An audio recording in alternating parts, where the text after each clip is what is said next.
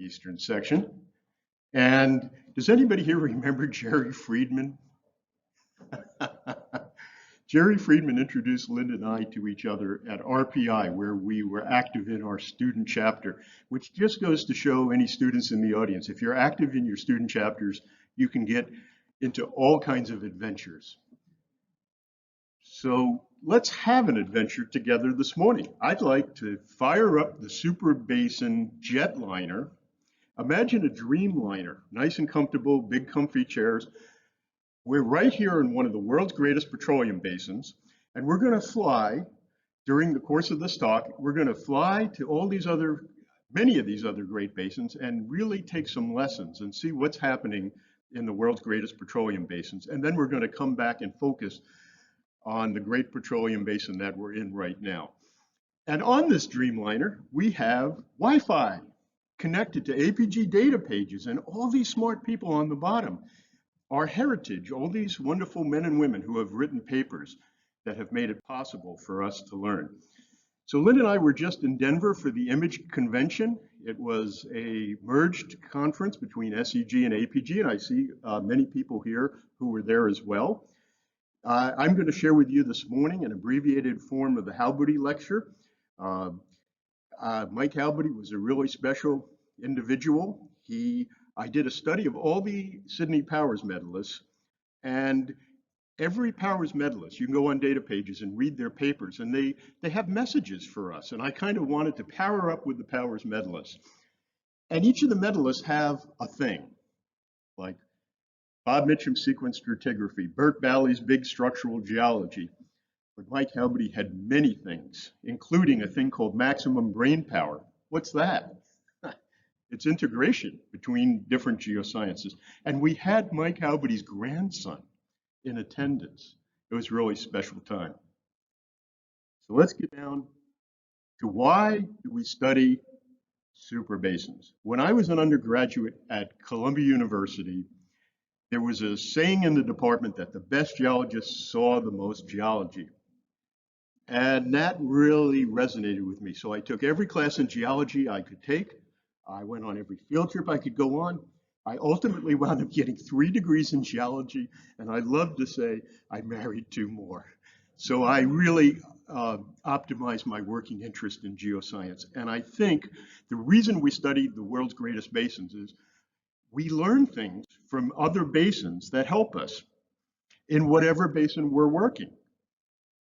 The other thing, this is the exploration process. It's a bit complicated, but each of us contributes in many ways to this overall exploration process. This is from Alexei Milkov, but the foundation up at the top are decisions and drill ready, prospects, leads, plays, but the foundation to all is the basin in which we work. And it's interesting, when you study explorers like we have in the Discovery Thinking Forums, we just had number 25 in Denver, the 25th Discovery Thinking Forum. Many of you have participated in that program. And you study the successful explorers, they are contextually aware. They know their play, they know their basin, and they know where they're drilling. They have a big picture and they keep it up to date with new developments. They see the whole elephant.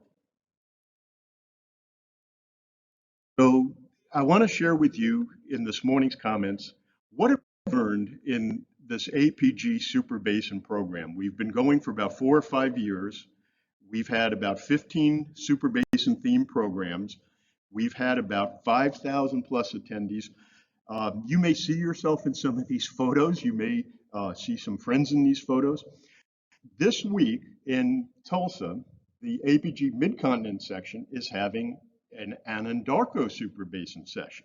So how fitting that we're having one here in the Appalachians. And we have had one in the Southwest section a few months ago in Fort Worth. We had a tremendous Super Basin program.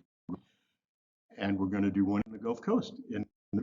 So here we are, see if my arrow points, right here in the Appalachians, in this North American Fertile Crescent of Bow. And here are the other basins around the world. I want to give a recognition to Bob Fricklin and Pete Stark at IHS. They're the thought leaders who pioneered the phrase super basin. And what is a super basin? It's a basin that's produced 5 billion barrels of oil, has 5 billion barrels equivalent of energy left to produce, multiple petroleum systems, and lots of infrastructure, making it a commercial endeavor.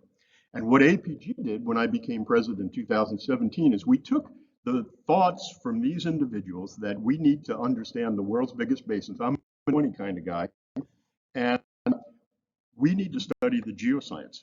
So that's what we initiated, is the super basin programs, because who else could do it but us APG members? So these basins have had a renaissance. They're in the stage of renaissance, and we all know the horizontal drilling, hydraulic fracturing is revitalizing onshore super basins like the one we're in. And in the offshore basins, it's enhanced seismic imaging. So we're going to look at some of these things. A few words about resources. APG is putting together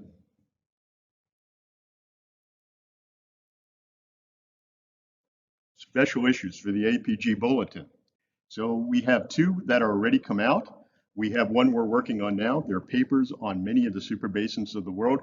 Our goal is to have a box set as a reference guide. So if you want to study the world's greatest basins, you can have them at your fingertips, written by experts on the basin.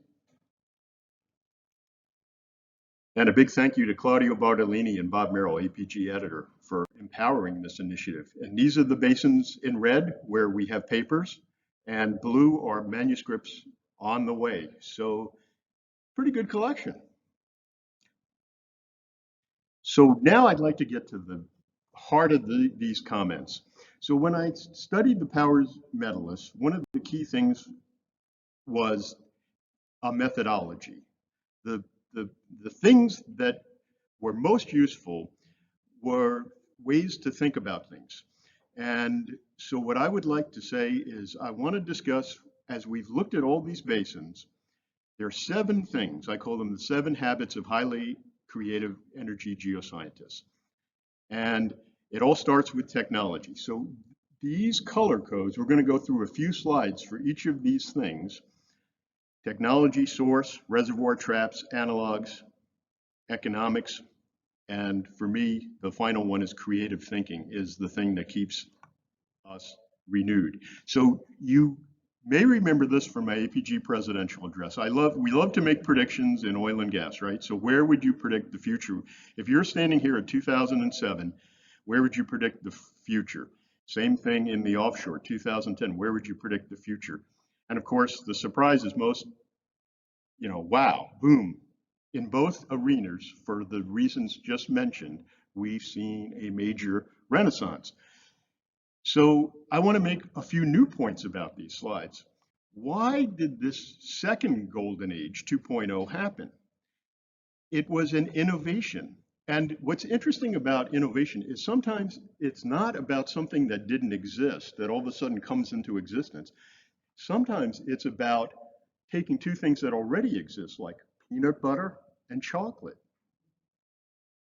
or horizontal drilling and hydraulic fracturing, and combining them. It's the combinatorial insight that creates the value. So being an optimist, which I think a lot of explorations tend to be, is this our last golden age? I don't think so. We used to call this old golden age, this is the Permian Basin production here, there was this concept that floated around, peak oil, like that was it. But what we came to realize is that was just a small population of the world's hydrocarbons out of the total petroleum systems. There was a whole nother population in unconventional. And I submit that there may be another one and another one and another one. And who knows what the new combinations will be. Maybe enhanced recovery will fit into some of these combinations. And since we're a pretty innovative species, I have a feeling that they're going to happen with greater rapidity. So in other words, the distance between peak 1 and peak 2, we may start seeing peaks over the next 50 or 100 years that come at a high frequency, all driven by technology. Because as you see here, these branches of technology, they accelerate when the price of oil, shown in green, goes low. So basically, when the going gets tough, we get going and we get innovating.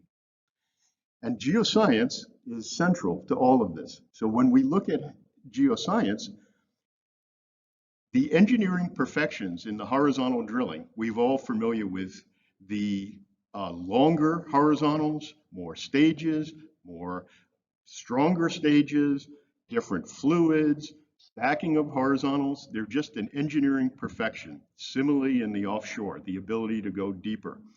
Similarly, geology is key to driving geophysics, and we'll look at a couple examples here. And we need a shout out to geochemistry. What a game changer that has been. So a point here about how geology drives the technology. So in the Permian Basin, some of you may have seen this before. This is from Jim Henry's talk at one of the Discovery Thinking talks, that when you're exploring off the east side of the Central Basin Platform, and you have coarse-grained rock, as shown by the little core photos up there, you don't need too much technology. You drill vertical wells, but as you get distal, fine-grained, all of a sudden, the nature of the rocks drive the need for the horizontal drilling and technology, just as it does in the offshore Gulf of Mexico and Brazil.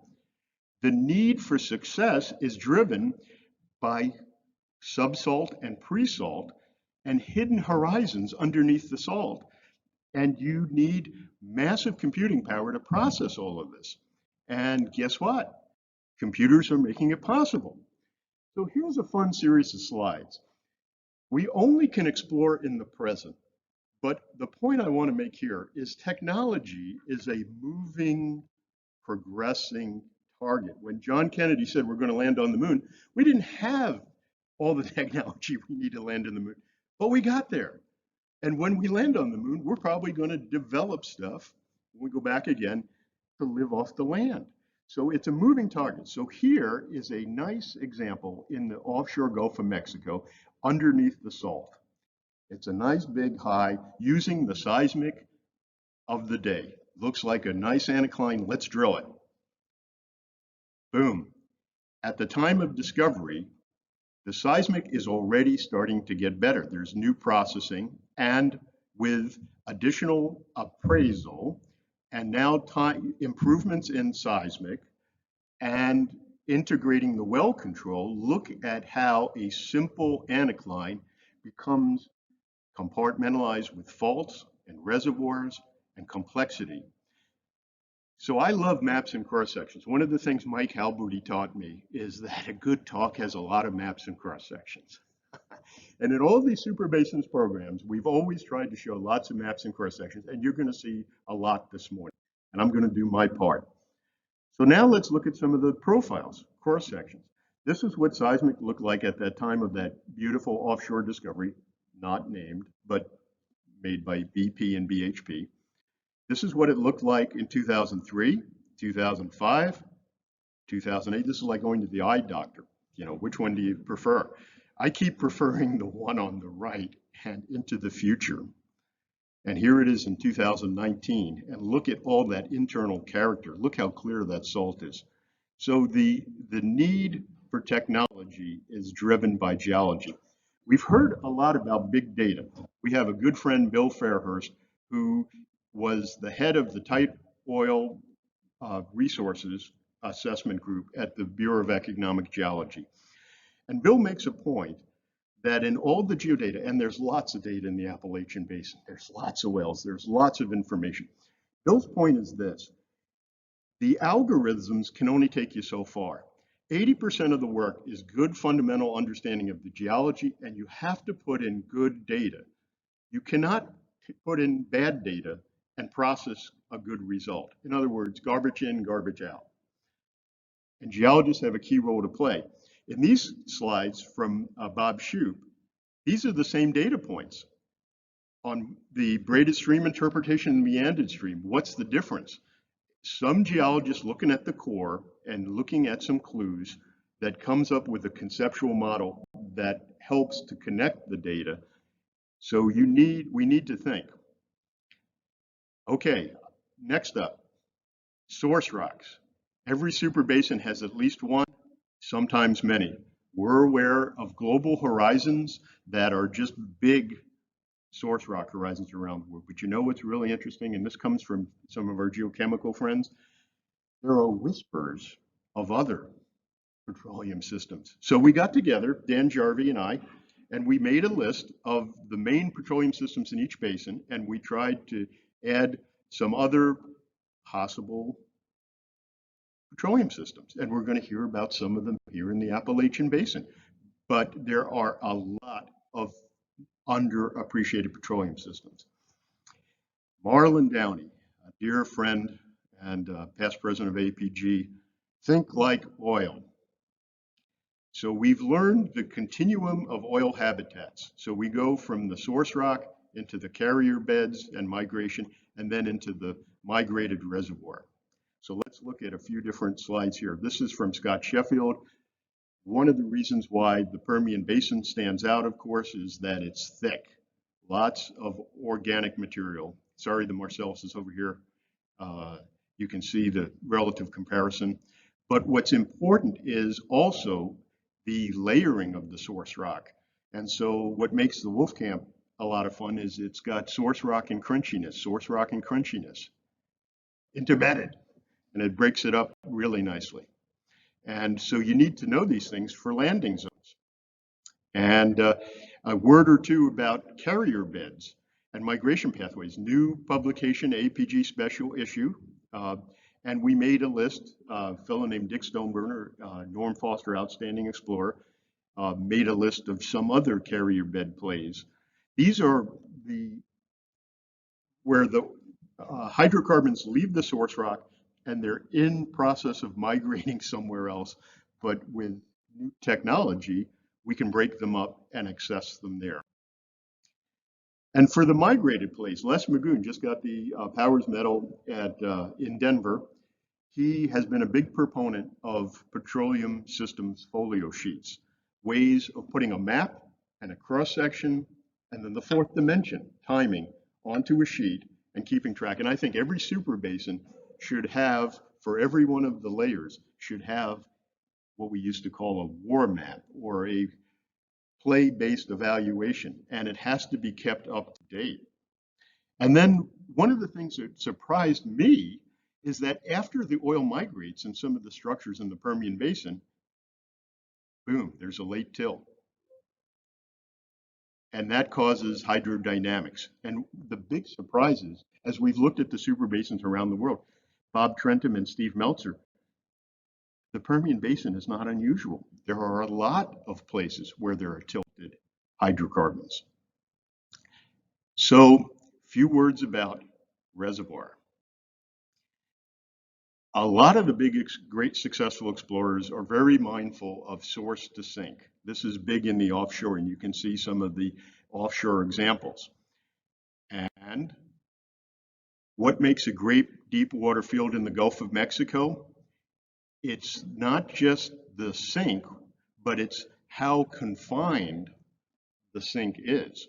So if you look over here in the lower left, Mars Field is a beautiful small aerial field. See that area? These are all areas to scale, but look at the big thick bar. That's the third dimension. So small but rich. And as Marlon Downey used to say, well, if you're making a giant field, you take what you can get. But if you can get it in a concentrated form, it's much more commercial. But there are some lovely other large aerially big giant fields that are not as confined, but the economics are much better. So these are some of the things in the deep water. So now a few words about cliniforms, glorious cliniforms. After looking at how all these super basins are being revitalized, particularly the ones in North America, look at a commonality. Williston Basin, the Basin, is the toe of slope. We all remember the underform, the cliniform, and the fondiform. That's old terminology, but it's the, here's the bottom set. Here in Argentina, Neuquén Basin, look at the seismogenic, beautifully seismogenic cliniform. Their main pays are down low in the toe sets. The big deal in Mississippi, in the Mississippi and Anadarko Basin, and this is from Rick Fritz, is that the main objectives are the cliniforms, not the bottom sets, but the cliniforms. And the top set, the Chester, is the top seal. In the West Siberian Basin, on top of the Basin Shale, everything works. The bottom set, the foreset, and the top set. And of course, there are some examples from mid-continent, from Lee Kristinic and Lupo's work. Look at these, you can actually see the shingling in the seismic. And if you go horizontal, isn't that fun in some of these reservoirs? And in the North Alaska Superbasin, we've all heard about the great discoveries by Bill Armstrong and Repsol in the top sets of the Brookian. So the bottom line is, as basins fill with forms, it's important to look at the bottom set, the foreset, and the top set, because all of them have been proven to work. A couple words about traps. Super basins and giant fields seem to cluster. Most of the giant fields are in super basins, and most of the super have giant fields. It makes good sense. But each of the giant fields attributes stratigraphic traps. Are they structure traps? Are they combination traps? So we've done some work quantifying the new revolution of stratigraphic traps. In the previous couple decades, stratigraphic traps were about 15% of the giant fields discoveries. And then with unconventionals, the last decade and this current decade, we have seen unconventionals and we have seen turbidites and reefs, and about 50% of the discoveries now are combination traps or stratigraphic traps. So Mike Halbody would love this, the deliberate search for the stratigraphic trap. We're finally getting around to doing it because we have better technology, better imaging. And we're looking at the rapidly evolving unconventional global plays. There are a few plays, perhaps, as we come out of North America, where people are trying to internationally make unconventional plays work. And I want to say a word here that in a new book, just so happens I have it, just came out. APG is going to be releasing it on the giant fields of the decade 2010 to 2020. My co-authors are Bob Merrill and John Dolson. John Dolson created a giant fields database that's available for everybody who's an APG member. And he's entered in all the attributes for you to explore. It's a GIS database on giant fields. So you can ask all kinds of questions of giant fields. And you can see John here. He was consumed by this project, and he did a great job for us.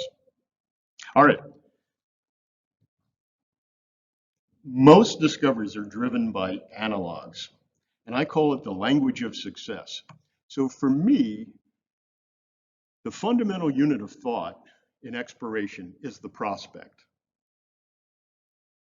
The sentence, if you will. The paragraph is the play, and the chapter is the basin, and the whole book is the world. But what we do is we compare and contrast. So here's the fundamental elements. If you have a 30-second elevator speech, what is a superbasin? Here's the Permian Basin. Map, cross-section, timing. Here's the 30-second elevator pitch of what a superbasin is. You build it, you source it, you fill it, you seal it, you cook it, you preserve it, you produce it. Done.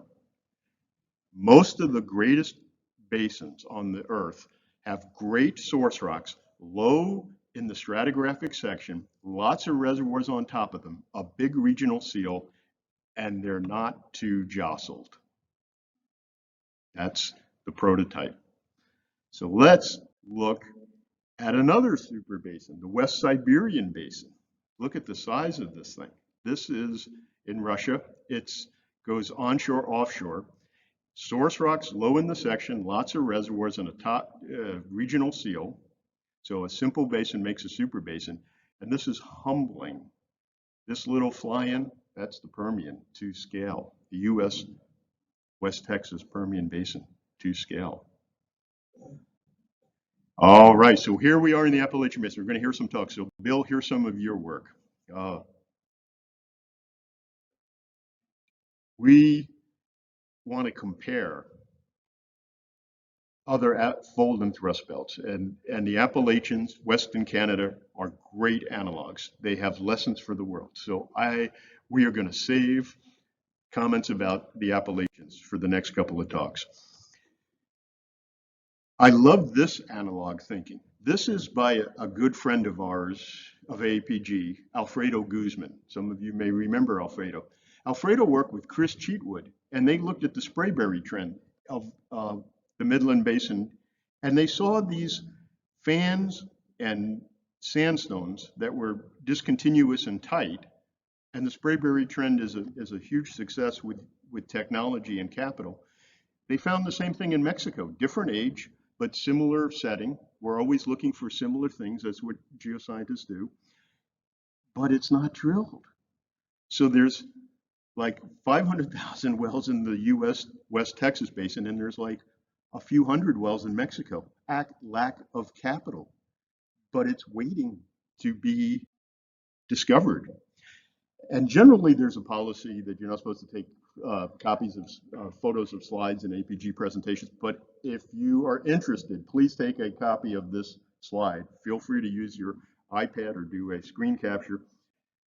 But there are resources for you on APG's web pages about discoveries. And the Super Basin talks, there's some good ones. Bill, some of your early material, and Ashley, yours too. Some of the material that have been presented at past Super Basins on basins that could be of interest to you are available on APG's website, superbasins.apg.org, and a few other resources.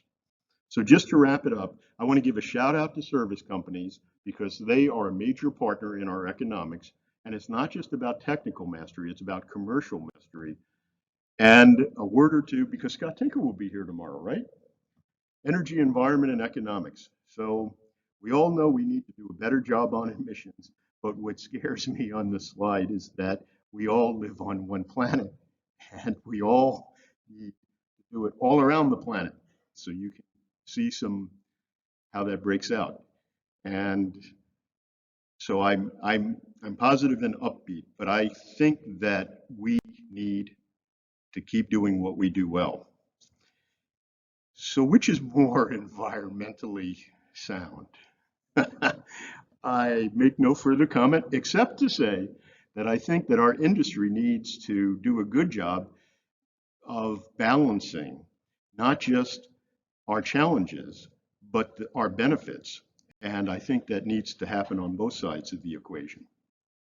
And we're the ones to do it.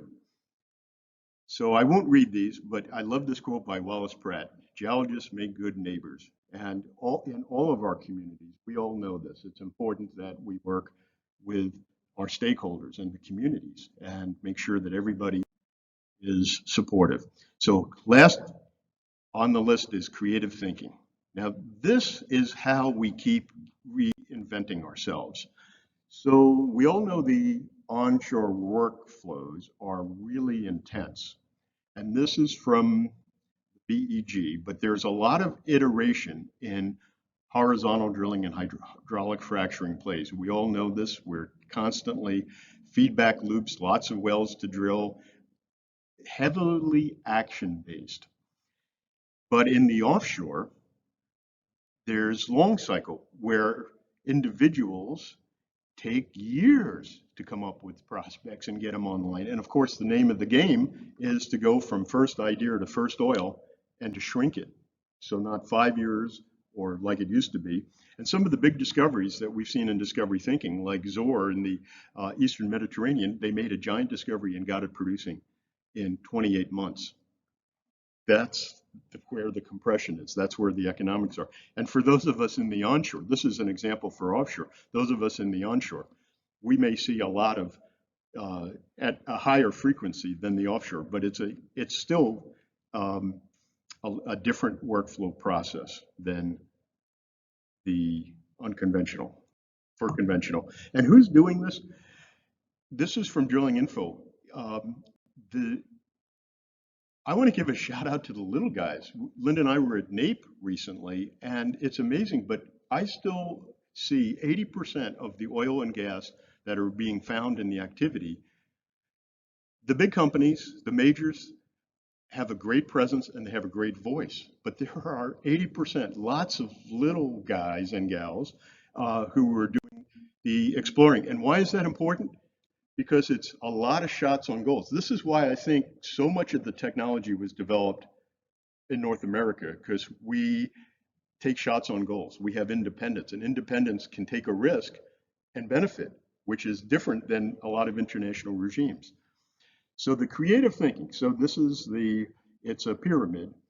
We all know in school that in our early years in school, we could get by just repeating things and memorizing things. But as we become more developed in our thinking skills, we then do analyzing and applying. And for me, the big leap is the creative thinking leap, where we combine things like we were talking about earlier. And so we're taking data interpretation knowledge and ultimately trying to get to a predictive stage. The great thing about geology is that it takes time. It takes 30 years to get 30 years experience. But if you immerse yourselves in analogs and case studies, you can try to accelerate it. So that's what we've tried to do with these discovery thinking programs. And if you go to any of those video vaults, you can watch a lot of information that unfolded over many years in a short time. And as Marlon used to say, history is additive to personal experience. So that's it. Just to wrap up, those are the 7 habits. There's a paper in the December APG 2020 bulletin. There's the reference. There's more detail there. So we're getting ready to land the plane. I hope it's been a good flight and not too much turbulence. The 3 things I want to leave you with, 4 things. Best geoscientists seen the most rocks, immerse in analogs, and viewpoints. Think on many scales. And our heritage is the 4th dimension that lifts us all. And it is our obligation, as Halbody would say, to contribute to the heritage. So thank you to all the presenters here today. And I'd like to give a shout out to Wallace Pratt and Susan Morris, who both said slightly different versions of the same thing. Greatest energy source is the energy within all of us.